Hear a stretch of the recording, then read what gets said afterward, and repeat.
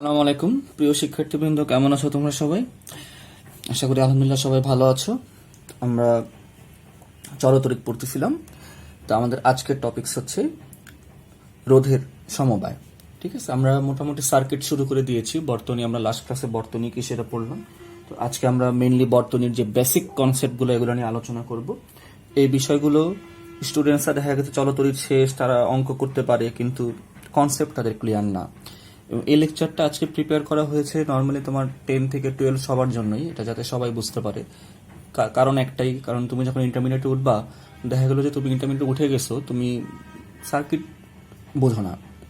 তুমি 9-10 শেষ করেছো বাট তুমি সার্কিট বোঝো না। তো ওই জন্য আমি কিছু মিসকনসেপশন যেগুলো থাকে সেগুলো দূর করার চেষ্টা করব। আর যারা 10-এ আসো তাদের জন্য তো এটা নতুনই, তারাও খুব ভালোভাবে মনোযোগ দিয়ে দেখো। আশা করি তোমরা উপকৃত হবা। তা আমাদের প্রথম আজকে যে টপিক সেটা হচ্ছে কম্বিনেশন অফ রেজিস্ট্যান্সেস, রোধের সমবায়। রোধ জিনিসটা আমরা জানি, রোধ হচ্ছে বর্তনীতে তড়িৎ প্রবাহে যে প্রপার্টিটা বাধা সৃষ্টি করে, যার কারণে তড়িৎ প্রবাহে বাধার সৃষ্টি হয়, সেটাকে আমরা জানি, সেটা হচ্ছে রোধ। তো এখন রোধের সিম্বল আমি লাস্ট ক্লাসে তোমাদেরকে দেখিয়েছিলাম। রোধের সিম্বল হচ্ছে এরকম, এটাকে আমরা রোধ নামে চিনি, তাই না? তো এই রোধ বর্তনীতে বিভিন্নভাবে থাকতে পারে। তো সেই বিভিন্নভাবে থাকার উপর নির্ভর করে রোধকে 3 উপায়ে রাখা হয়। রোধের সমবায়, একটা শ্রেণী বা অনুক্রমিক সমবায় যেটাকে আমরা বলি ইংলিশে সিরিজ কম্বিনেশন, দেন সমান্তরাল সমবায় যেটাকে আমরা বলি প্যারালাল কম্বিনেশন, আর মিশ্র সমবায় যেটাকে আমরা বলি মিক্সড কম্বিনেশন। তো নর্মালি শ্রেণী আর সমান্তরালটাই তোমাকে বেশি করে শিখতে হবে। আর শ্রেণী আর সমান্তরাল একত্রে থাকলে সেটাকে বলা হয় মিশ্র। মিশ্রর আলাদা তেমন কোনো প্রপার সিগনিফিকেন্স নেই। আচ্ছা, তো এই যে সমবায়গুলো আমরা পড়বো, এই যে আমরা কম্বিনেশন অফ রেজিস্ট্যান্স পড়বো, এটা পড়ার একমাত্র একটাই কারণ, তোমাকে তুল্য রোধ বের করতে হবে। বুঝতে পেরেছ? তোমাকে তুল্য রোধ বের করতে হবে। তুল্য রোধ জিনিসটা কি? তুল্য রোধ জিনিসটা কি সেটা বোঝার আগে আমি একটু তোমাদেরকে বলি। দেখো, একাধিক রোধ নিয়ে ক্যালকুলেশন করাটা ডিফিকাল্ট একটা সার্কিটে। যখন আমরা ওহমের সূত্র অ্যাপ্লাই করব, বা সামনে আমরা যখন ইন্টারমিডিয়েট স্টুডেন্ট যারা, তোমরা সামনে দেখবে তোমরা কার্শফের ল অ্যাপ্লাই করবা, বা আরও অনেক, তোমরা যখন আরও হায়ার লেভেলে যাবা আরও অনেক থিওরেম বা আরও উপপাদ্য তোমরা পড়বা। কিন্তু সবচেয়ে সিম্পল যে জিনিসটা হচ্ছে, একটা সার্কিটে একটা কোষ থাকবে বা একটা ব্যাটারি থাকবে, একটা সুইচ থাকবে, একটা রোধ থাকবে। এটা হচ্ছে সবচেয়ে সিম্পল একটা সার্কিট। ওকে, আমরা লাস্ট ক্লাসে আমরা যেই জিনিসটা, আমি যদি গত ক্লাসের একটা তোমাদেরকে দেখাই, দেখো এই যে একটা কোষ বা একটা ব্যাটারি, একটা রোধ, এর চেয়ে সিম্পল কোনো সার্কিট হয় না। তো এখানে যদি তোমার একাধিক 3-4টা রোধ থাকে, তখন কিন্তু তোমার জন্য ক্যালকুলেশন করাটা ডিফিকাল্ট হয়ে যায়। তো এই 3-4টা রোধ, 4-5টা রোধ যাই থাকুক, একাধিক রোধগুলো পরিবর্তে আমরা শুধুমাত্র এমন একটা রোধ ব্যবহার করব যেটা ব্যবহার করলে আমাদের ক্যালকুলেশনটা ইজি হবে, আর আমাদের মূল মানগুলোর কোনো পরিবর্তন হবে না। তো এই জন্য আমরা যে কম্বিনেশনগুলো পড়বো, এই কম্বিনেশনগুলো আমরা একমাত্র একটা কারণেই পড়বো, যে আমরা তাদের তুল্য রোধ বের করতে পারি। তো তুল্য রোধ কাকে বলে? তুল্য রোধের সংজ্ঞা কি? একাধিক রোধের পরিবর্তে যদি কোনো বর্তনীতে একটি মাত্র রোধ ব্যবহার করা হয়, যার ফলে বর্তনীর দুই প্রান্তের বিভব পার্থক্য ও মূল তড়িৎ প্রবাহের কোনো পরিবর্তন হয় না, তাহলে সেই রোধটিকে তুল্য রোধ বা ইকুইভ্যালেন্ট রেজিস্ট্যান্স বলে। তোমরা এখানে একটা যে ইলাস্ট্রেশন দেখতে পারো, দেখো এখানে R1, R2, R3, R4 4টা রোধ এখানে আছে। বুঝতে পেরেছ? এই 4টা রোধ থাকার কারণে ধরো বর্তনীর দুই প্রান্তের যে বিভব পার্থক্য সেটা হচ্ছে AB। বর্তনীর দুই প্রান্তের বিভব পার্থক্য হচ্ছে AB, আর বর্তনীর মূল তড়িৎ প্রবাহ হচ্ছে I। এখন আমি যদি এই 4টা রোধের পরিবর্তে দেখো শুধুমাত্র একটা রোধ ব্যবহার করলাম, যেটাকে আমি নাম দিলাম REQ বা ইকুইভ্যালেন্ট রেজিস্ট্যান্স। দেখতে পাচ্ছ, শুধুমাত্র একটা রোধ আমি এখানে ব্যবহার করতেছি, তাহলে আমার সার্কিটটা সিম্পল হয়ে গেল না এখন? এবং এই যে সার্কিটটা আমি সিম্পলিফাই করলাম, একাধিক রোধের পরিবর্তে আমি মাত্র একটা রোধ ব্যবহার করলাম, এতে আমার বর্তনীর যে মূল তড়িৎ প্রবাহ দেখো I, এটারও কোনো পরিবর্তন হয় নাই। যে I ছিল সে I আছে, প্লাস তোমার দুই প্রান্তের বিভব পার্থক্য AB, সেটাও তোমার ঠিক আছে। তাহলে এই রোধটাকে, এই REQটাকে আমি এই 4টা রোধের তুল্য রোধ বলতে পারবো। এই 4টা রোধ থাকার ফলে বর্তনীতে যেই শক্তি বা যেই পরিমাণ ক্ষমতা তোমার ব্যবহার হতো, এই একটা রোধ সেই একই শক্তি, সেই একই ক্ষমতা এখানে তোমার ব্যবহার করবে। এই জন্য এই রোধটাকে আমরা তুল্য রোধ বলতে পারবো। আমি বুঝাতে পারলাম কেন আমরা তুল্য রোধের ক্যালকুলেশন করব, জাস্ট ফর সিম্পলিফিকেশন। আমরা সিম্পলিফাই করে আমরা যে বর্তনীর যে মেইন ইলেকট্রিক কারেন্ট সেটা আমরা এই তুল্য রোধ না জানলে কিন্তু আমরা সহজে বের করতে পারবো না। হ্যাঁ, বের করতে পারবো, বাট সহজে বের করতে পারবো না। তো সবকিছু করা হচ্ছে ক্যালকুলেশন ইজি করার পারপাসে। ওকে, তো আমরা আমাদের প্রথম যেই ইয়েটা, যে শ্রেণী বা অনুক্রমিক সমবায়, এটা আমরা কি একটু সংজ্ঞাটা দেখি। দেখো, শ্রেণী সমবায় সিরিজ কম্বিনেশন, এর সংজ্ঞা হচ্ছে কি, কতগুলো রোধ যদি এমনভাবে সাজানো হয় যে প্রথম রোধের শেষ প্রান্তের সাথে দ্বিতীয় রোধের প্রথম প্রান্ত, ভালোভাবে বোঝো, প্রথমটা শেষ দ্বিতীয়টা শুরু, দ্বিতীয় রোধের শেষ প্রান্তের সাথে তৃতীয় রোধের প্রথম প্রান্ত, মানে দ্বিতীয়টা শেষ তৃতীয়টা শুরু, এভাবে বাকি রোধগুলো, মানে যত রোধ তোমার থাকতে পারে, একটা রোধে তোমার একটা সার্কিটে তোমার 10টা রোধ থাকতে পারে, 10টা রোধ তুমি এভাবেই সাজাবে, একটার পর একটা একটার পর একটা সাজানো থাকে, তাহলে সেই সমবায়কে শ্রেণী সমবায় বা সিরিজ কম্বিনেশন বলে। সংজ্ঞা এটা। এখন তোমরা একটা ইলাস্ট্রেশন দেখো। দেখো, আমাদের এখানে 3টা রোধ আছে, R1, R2, R3। এই 3টা রোধ আমি এখন এই যে R1টাকে এখানে বসালাম, R1 এর শুরু A, R1 এর শেষ B। ওকে, এই R1 এর শেষ হচ্ছে তোমার B বিন্দুটা। এই যে R2 রোধটা আমি R1 যেখানে শেষ সেখানে বসিয়ে দিয়েছি, খেয়াল করো। আর R2 শেষ প্রান্ত তোমার C। আবার R2 যেখানে শেষ, R3 কিন্তু ওখানেই শুরু, দেখতে পাচ্ছ? তার মানে দেখো, R1 শেষ, R2 শুরু, R2 শেষ, R3 শুরু। এইভাবে যে তুমি এগুলাকে তুমি একটার পর একটা তুমি সাজিয়ে ফেললা। এখন এই 3টা রোধ, এই যে আগে যেখানে ছিল, এখানে তারা কোনো ধরনের সমবায়ই তারা ছিল না, বাট এই 3টা রোধ এখন একত্রে তোমার শ্রেণী সমবায় হয়ে গেল, কারণ তারা সিরিজ কম্বিনেশন, একটা পর একটা আছে। ওকে, দেন আমরা এখানে ব্যাটারি আর সুইচ দিয়ে আমরা সার্কিটটা কমপ্লিট করলাম, বাট সেটা সার্কিট কমপ্লিট করাটা আমাদের মূল ইস্যু না। আমাদের মূল ইস্যু হচ্ছে সিরিজটা বোঝা। সিরিজটা তুমি বুঝতে পারছো কিনা সেটা হচ্ছে আমার টার্গেট। সিরিজটা বুঝবা কিভাবে, একটার পর একটা আসবে। ওকে, তো দেখো স্টুডেন্টস, ভেরি ভেরি ইম্পর্টেন্ট একটা তোমাদের জন্য নোটস আমি এখানে লিখে দিচ্ছি, যে শ্রেণী সমবায় হওয়ার শর্তটা কি। আমরা মাঝে মাঝে, আমি আমার অভিজ্ঞতা থেকে বলতেছি, আমি যখন টিচিং লাইনে আসছি এবং আমি যখন স্টুডেন্ট ছিলাম, তখন আমি আমার অভিজ্ঞতা থেকে যেটা বলতেছি, যে ভুলটা আমরা করি, আমরা শ্রেণী সমবায় নিয়ে আমরা খুব কনফিউশনে ভুগি।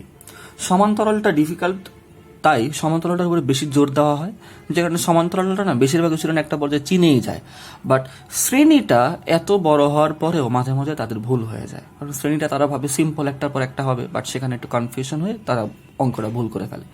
তো আমি আমার অভিজ্ঞতা থেকে বা আমার ইয়ে থেকে আমি তোমাদের জন্য 2টা শর্ত আমি এখানে রেডি করলাম। তোমরা এই 2টা শর্ত যদি তোমরা মাথায় রাখতে পারো, আই হোপ তোমাদের আর শ্রেণী সমবায় নিয়ে তোমাদের সমস্যা হবে না। আর শ্রেণী যদি তোমরা চিনে ফেলতে পারো, তাহলে তোমরা বুঝেই যাচ্ছ বাকিটা হবে সমবায়। তো দেখো, শ্রেণী সমবায় হওয়ার শর্তগুলো কি। 1 নম্বরে, রোধগুলোকে পরপর আসতে হবে। পরপর বলতে একটা শেষ আরেকটা শুরু, একটা শেষ আরেকটা শুরু, একটা শেষ আরেকটা শুরু, এইভাবে আসতে হবে। এটা হচ্ছে প্রথম কন্ডিশন। প্রথম কন্ডিশন যখন তুমি দেখবা স্যাটিসফাই করতেছে, তখনই তুমি শ্রেণী হয়ে যাবে, এটা মাথায় নিবা না প্লিজ। এটা একটা রিকোয়েস্ট আমাদের কাছে। যারা অনেক এক্সপিরিয়েন্সড হয়ে গেছো, যারা অনেক ভালো সার্কিট বোঝো, তাদের জন্য এটা না, বাট যারা একটু দুর্বল আছো, যাদের সার্কিট নিয়ে এখনো কনফিউশনে ভোগো, তাদের জন্য আমি এই জিনিসটা করতেছি। ওকে, তো একটার পর একটা আসলেই তুমি ভেবে নিও না তারা শ্রেণীতে আছে। ওকে, তুমি সেকেন্ড কন্ডিশনটাও চেক করো, কি একই তড়িৎ প্রবাহিত হবে। যখন তোমার এই 2টা কন্ডিশন স্যাটিসফাই করবে একটা সার্কিটে রোধগুলো, তখন তুমি তাদেরকে বলে দিও যে তারা শ্রেণীতে আছে। আমি 2টা এক্সাম্পল তোমাদের সামনে এখানে দাঁড় করালাম। দেখো 2টা এক্সাম্পল। এখানে R1 একটা রোধ আছে। R1 রোধটা এ প্রান্তে শুরু, বি প্রান্তে শেষ। এই বি প্রান্তে দেখো তোমার R3 রোধ শুরু হয়েছে, সেটা সিতে শেষ হয়েছে। এই বি প্রান্তে R2 রোধটা শুরু হয়েছে, সেটা ডিতে শেষ হয়েছে। এই বি প্রান্তে R4 রোধটা শুরু হয়েছে, ই প্রান্তে শেষ হয়েছে। এখন তুমি কি বলবা, আমাদের সংজ্ঞা কি ছিল বা শর্ত কি ছিল? পরপর আসতে হবে। দেখো, R1 শেষ, R3 শুরু হয়েছে না? অবশ্যই শুরু হয়েছে। R1 যে প্রান্তে শেষ, R3 কিন্তু ওখানেই শুরু। আবার দেখো, R1 যে প্রান্তে শেষ, R2 কিন্তু ওখানেই শুরু। তার মানে এখানেও এই 2টাও কিন্তু পরপর আসলো। আবার R4 যেখানে শুরু, R1 সেখানে, তাহলে R1 R4ও কিন্তু পরপরই আসতেছে, তাই না? তার মানে তুমি কিন্তু এখন একটু তুমি কি হয়ে গেলা, তুমি এখন গোলক ধাঁধায় পড়ে গেলা যে ঘটনা কি, তাহলে আমি কাকে সিরিজ বলবো? এখানে R1 শেষ R3 শুরু, তাহলে তো R1 R2 সিরিজ হয়ে যায়। আবার R1 শেষ R2 শুরু, তাহলে তো R1 R2 সিরিজ হয়ে যায়। আবার R1 শেষ R4 শুরু, তাহলে তো R1 R4 সিরিজ হয়ে যায়।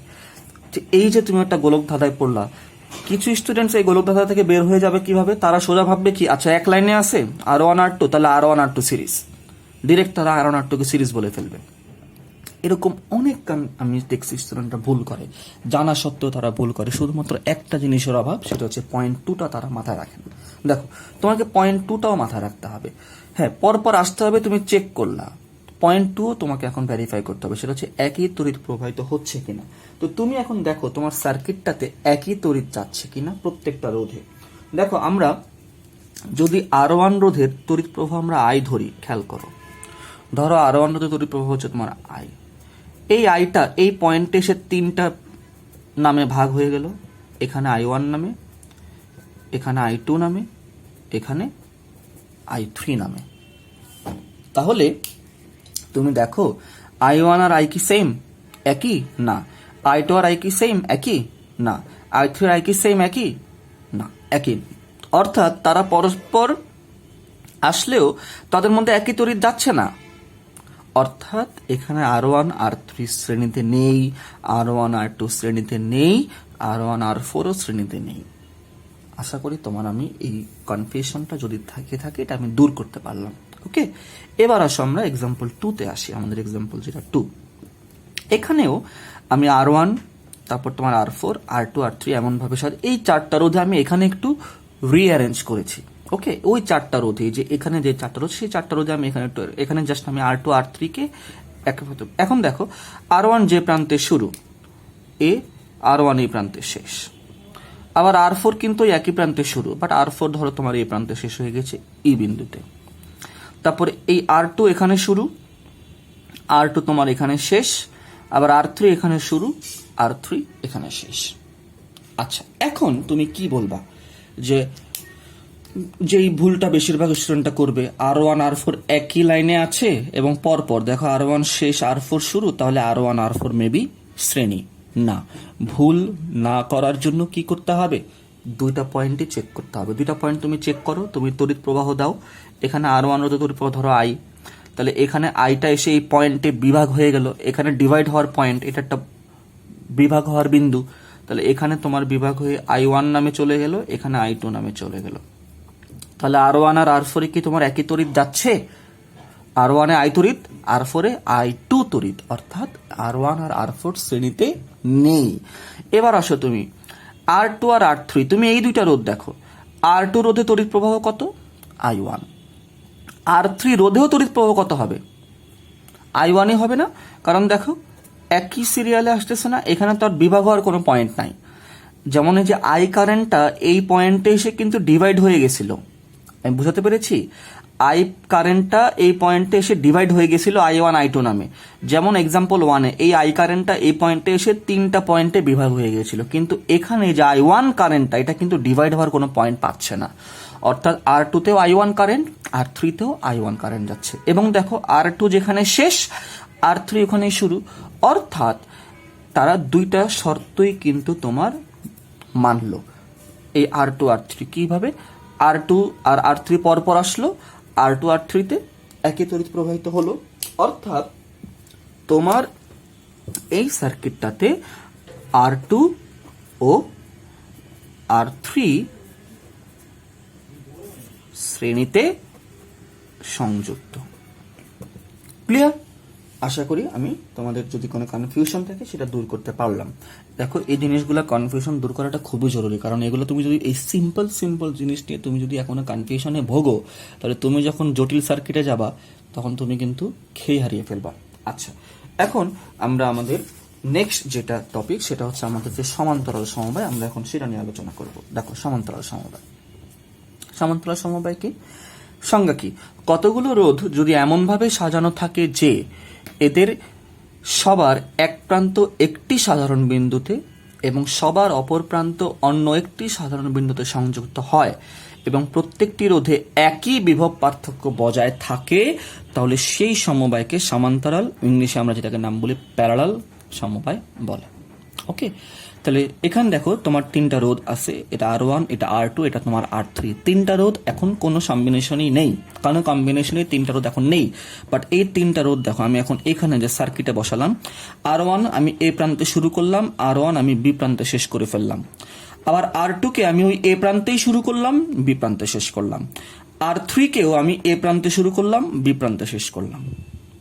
তাহলে তিনটা রোধের স্টার্টিং পয়েন্ট এ, তিনটা রোধের এন্ডিং পয়েন্ট বি, অর্থাৎ এই তিনটা রোধ তোমার প্যারালাল হয়ে গেল। ওকে, তো প্যারালাল তুমি এখন আশা করি চিনে ফেললা। তারপর আমরা সামনে আরো কিছু এক্সাম্পল করব নেক্সট লেকচারগুলোতে, তোমরা তখন আশা করি আরো তোমাদের ক্লিয়ার হয়ে যাবে আর বেশি বেশি বই পড়বা। এখন দেখো সমান্তরাল সমবায় হওয়ার দুটি শর্ত, সিরিজ সমবায় হওয়ার যেমন দুটি শর্ত আমি দিয়েছিলাম, সমান্তরাল হওয়ার তো দুটা শর্ত আছে। এক, রোধগুলোকে একই বিন্দুতে শুরু এবং একই বিন্দুতে শেষ হতে হবে। তুমি দেখো এই যে একই বিন্দুতে শুরু, একই বিন্দুতে শেষ হতে হবে। ওকে, তুমি যদি কখনো দেখো যে রোধগুলো এক বিন্দুতে শুরু হয়েছে বাট এক বিন্দুতে শেষ হয় নাই, তাহলে তুমি ধরে নিবা তারা সমান্তরালে নেই, এইটা মানতে হবে। এইটা যখন মানবে তারপর তুমি সেকেন্ড কন্ডিশন দেখো। সেকেন্ড কন্ডিশন কি? রোধগুলোর দুই প্রান্তে বিভব সমান হবে। ওকে, কিন্তু তড়িৎ প্রবাহ ভিন্ন হবে। দেখো এখানে R1 রোধের দুই প্রান্তের বিভব কি? বিভব পার্থক্য AB। R2 রোধের দুই প্রান্তের বিভব পার্থক্য কি? AB। R3 রোধের দুই প্রান্তের বিভব পার্থক্য কি? সেটাও AB, অর্থাৎ বিভব পার্থক্য সমান হবে, কিন্তু তড়িৎ প্রবাহ ভিন্ন হবে। দেখো ভিন্ন কিভাবে? এই যে আমাদের মূল তড়িৎ প্রবাহ, আমি ব্র্যাকেটে লিখে দিয়েছি, মূল তড়িৎ প্রবাহ বিভাজিত হবে।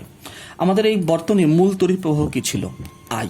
এই I কারেন্টটা দেখো এখানে তিনটা নামে ভাগ হয়ে গেছে না? I1, I2, I3, তিনটা পয়েন্টে ডিভাইড হয়ে গেছে না? অর্থাৎ R1 রোধের দুই প্রান্ত AB, মানে বিভব পার্থক্য AB, বাট কারেন্ট কি? I1। R2 রোধের দুই প্রান্ত কি? বিভব পার্থক্য কি? AB, বাট নাম কি? I2। R3 রোধের দুই প্রান্তের বিভব পার্থক্য কি? AB, বাট নাম কি? তড়িৎ প্রবাহ কত? I3।